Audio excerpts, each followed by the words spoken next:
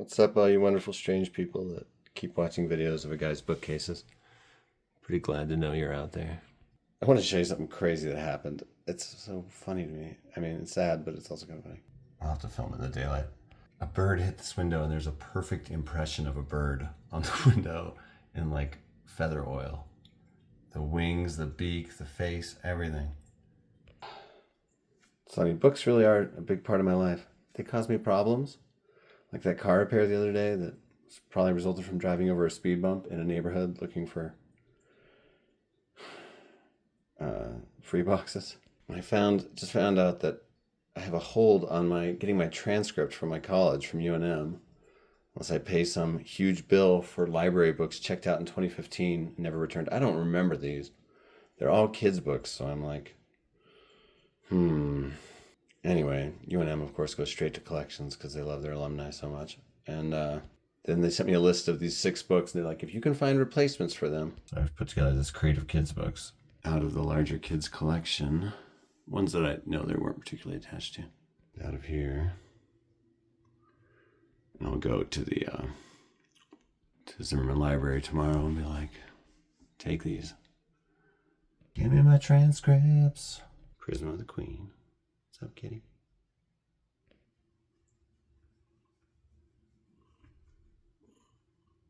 Prisma's lovely fluffy daughter, baby squirrel. The paperback case continues to get refined and balanced and composed. This and that added. Those gaps are for the currently reading books, currently being read books. New books appear, and then I got to take other ones out. I have to refine constantly. The pulp has really fallen away from this case. It's lost a little character, maybe,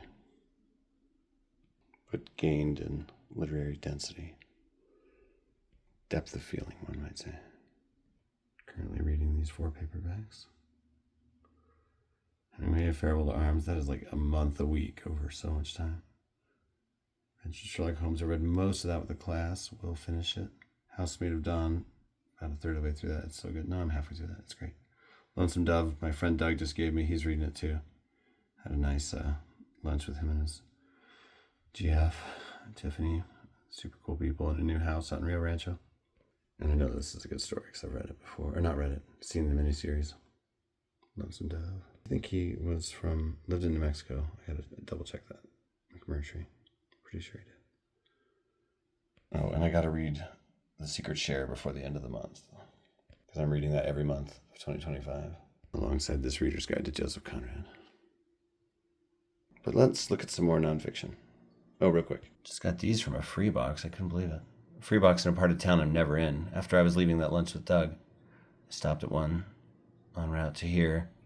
Just on my GPS, I added little free library along the route. It added a few minutes and took me to one that was in a nice neighborhood. Got these original books of poem from founder of City Lights Bookstore in one of the beats, Lawrence Ferlinghetti. Pretty cool. They seem old. 67 this printing. Older than me. Will Forte should definitely play Lawrence Ferlinghetti if that's him. He should be in a Documentary Now episode about the Beats or something. And I might have this, but this is one of those books you just snatch up if you live in New Mexico. And I always give it away, so...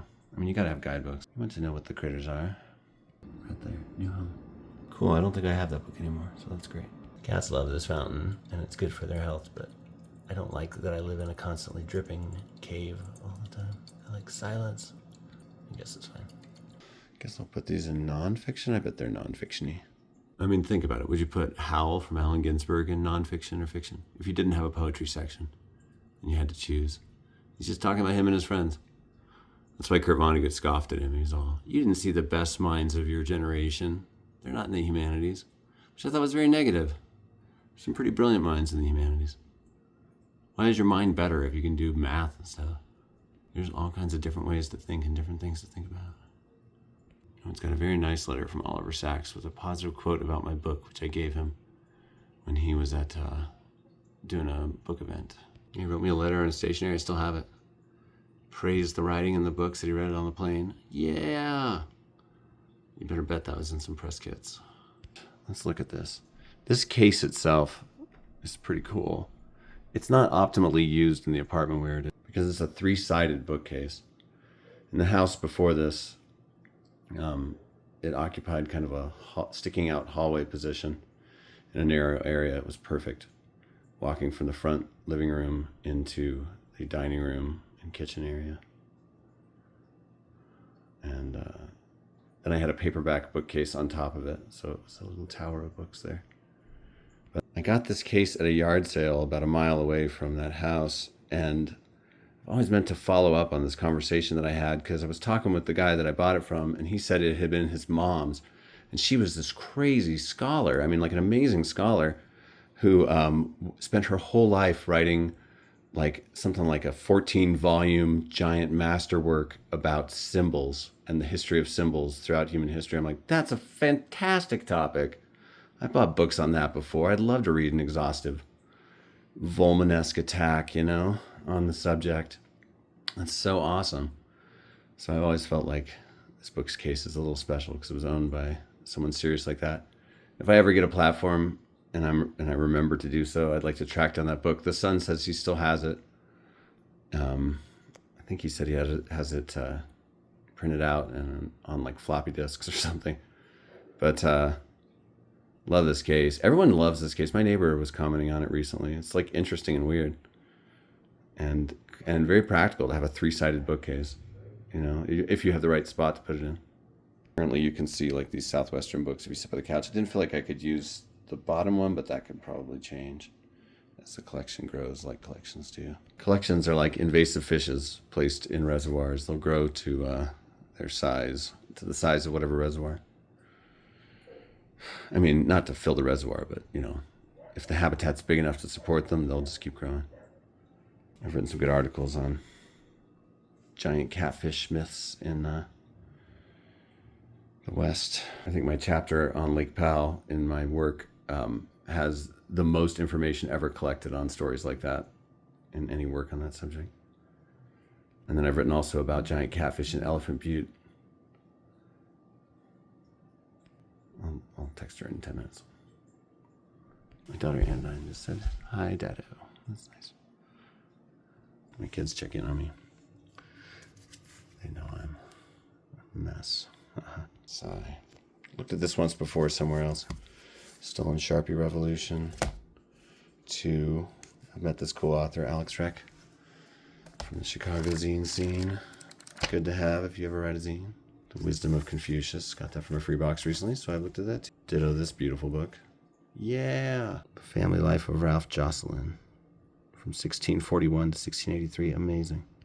This one calls to me every time I walk by it, so it will be read sometime soonish. You gotta have stuff like this if you live in America. You gotta know about your own government. There's some good stuff in there. Declaration of Independence, some good ideals. There might be hope for this country. Honestly, the whole discussion of celebrities and creators being canceled and all these things, and the being willing to separate art from artists, at least when they're dead, might be relevant to looking at our own histories in the world, because no country was founded by perfect people in a perfect environment, and America definitely wasn't. But yeah, when I approach it obliquely, like when I read histories of literature in America or histories of individual places or something like that, I see good things there. We all should better hope it's not a lost cause, because wouldn't it be great to figure everything out peacefully and gradually instead of horribly, and suddenly, I don't know. Thomas Jefferson himself said every 75 years the tree of liberty should be watered with the blood of tyrants. I'm sure I've read this at different times in different classes. This is pretty good. I always love books about trees. Trees are awesome. Big tree fan. So it's kind of cool. It's an uncorrected proof. This is the kind of stuff I used to get all the time when I worked at Bookworks. Gives you weird artifacts in your collections, but during the time I had access to so many new books, I was really I could have done a best of the year type list at the end of a year.